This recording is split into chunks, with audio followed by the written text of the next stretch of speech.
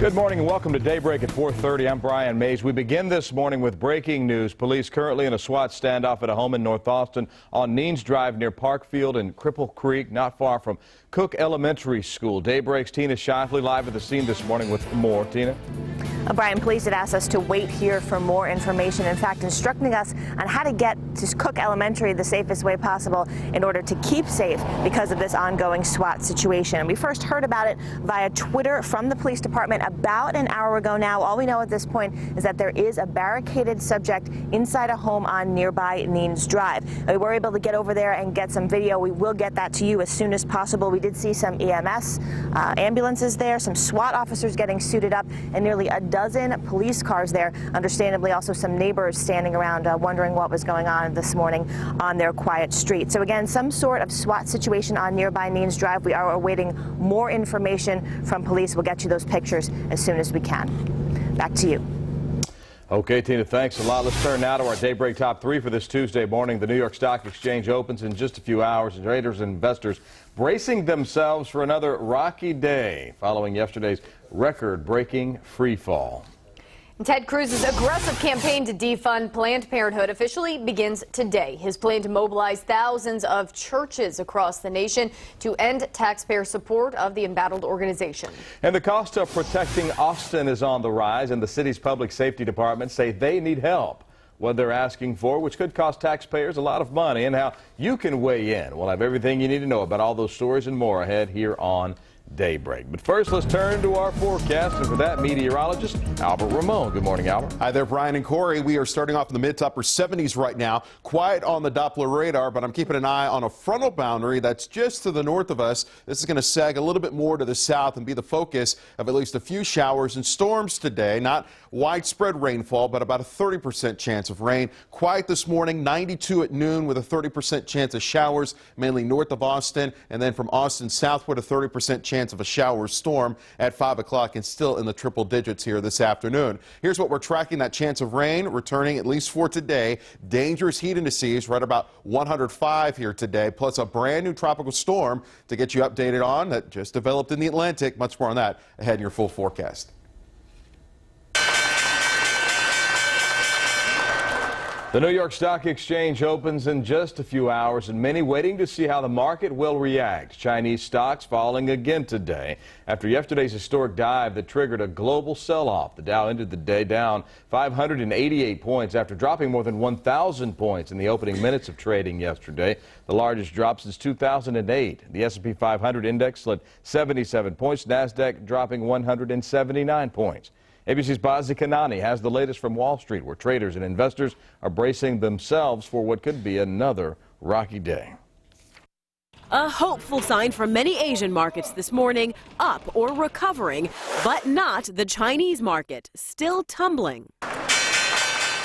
Which is what led to this. The Dow plunging more than 1,000 points on Monday before rebounding to close down nearly 600 points. It's going to be a volatile week. It's going to be a lot up and down.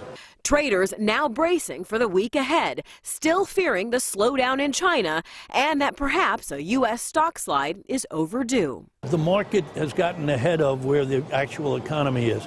But the White House believes the long-term strength of the U.S. economy is what investors should focus on. U.S. businesses over the last 65 consecutive months have added 13 million jobs. That's the longest sustained private sector job growth streak in American history.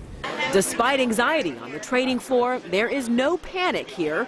Over the last week, the average American 401k lost $9,000. But over 5 years, that same account is up about 60%. What all of us can control is how we react in any situation and how we choose to invest our money in any situation. Analysts now expect bargain hunters will help stabilize the markets.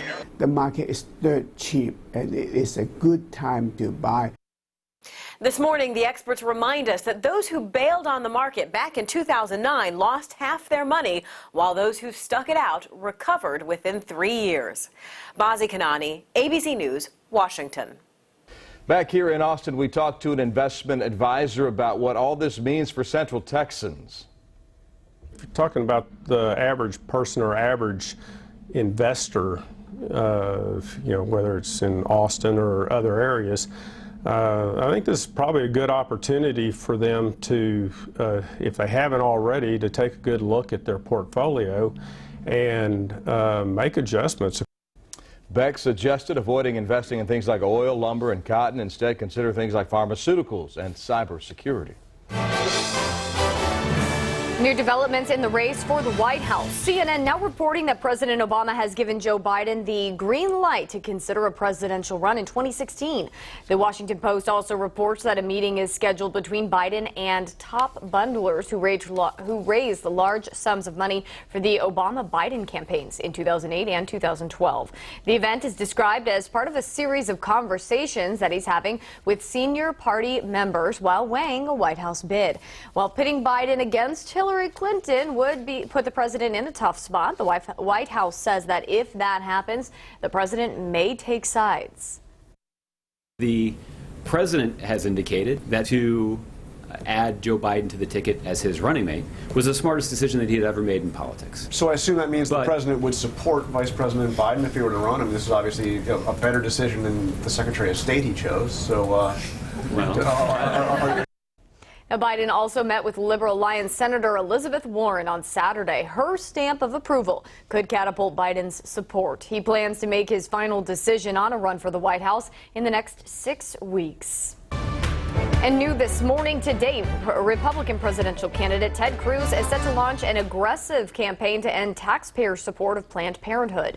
The Texas Tribune reports that more than 100,000 pastors nationwide received emails to take part in conference calls today. They'll be briefed on Cruz's plan to mobilize churchgoers in every congressional district to support him in his campaign to end government funding of Planned Parenthood. It comes on the heels of hidden video, which allegedly shows a Planned Parenthood official discussing the release of fetal tissue for research. The cost of protecting Austin is on the rise as police, fire, and EMS all go over on their budget requests with the City Council Public Safety Committee, and they all seem to want the same thing: more staff, particularly police and EMS, who some say are especially strapped. Leaders say crews are running from call to call. They don't even have time to do other things in the community. Right now, paramedics are struggling with 48-hour work weeks and mandatory overtime. There are some that work very little, and there's some that work a lot of overtime. So it's not something we want people to work. So we're continually trying to look at ways to reduce that. So the department hired 41 people to fill vacancies and is asking for 12 more paramedics. Austin police want 85 new officers plus 22 civilian positions. Fire is asking for 1 lieutenant and 3 civilian positions, but needs $900,000 for 36 positions funded through a grant. Now you can weigh in on the budget today. The council's actually having a meeting that'll be at 11 o'clock at City Hall. Meanwhile, Bluebell fans, listen up. Today we'll learn the second Bluebell ice cream flavor that's returning to stores. The company revealed yesterday that homemade vanilla will be the first flavor back on shelves beginning next week. The ice cream will be sold at stores in Houston and Austin beginning August 31st. Bluebell shut down production in April after a listeria outbreak that killed 3 people. You can learn the next flavor on your own as well by following Bluebell on Instagram. Now we'll bring you the news as soon as it comes in right here on KVUE and KVUE.com.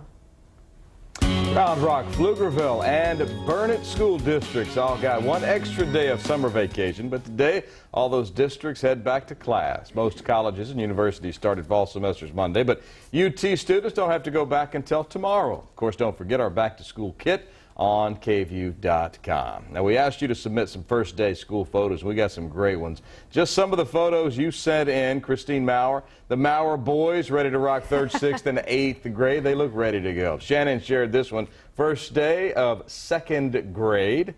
I love 2nd grade. And Brianna VR posted what I'm sure a lot of you are feeling. The first day of preschool can be hard, she said. Not too late to send these pictures in. Tweet them to us, Instagram them to us. Just send them to us if you can. KVUE Back to School is the hashtag. My favorite has been the throwback pictures that we have of you guys with your favorites from school and your Letterman jacket. Yeah, wonderful. Albert played a tune on his trombone. Yes. Yvonne was a cheerleader. Fantastic. Yeah, it was a lot of fun. A lot of memories Back there. to school. Presidential hopeful Jeb Bush has some harsh words for fellow 2016 contender Donald Trump. Mr. Trump's plans are not grounded in conservative principles. Why he says Trump's plan to address ongoing immigration issues is unrealistic. And growing fallout this morning over the hacking scandal at Ashley Madison. The massive reward now being offered to find those who were behind it. Just like last week, a couple of showers in the forecast for today. We'll show you the breakdown hour by hour and the latest with Tropical Storm Erica. That's next.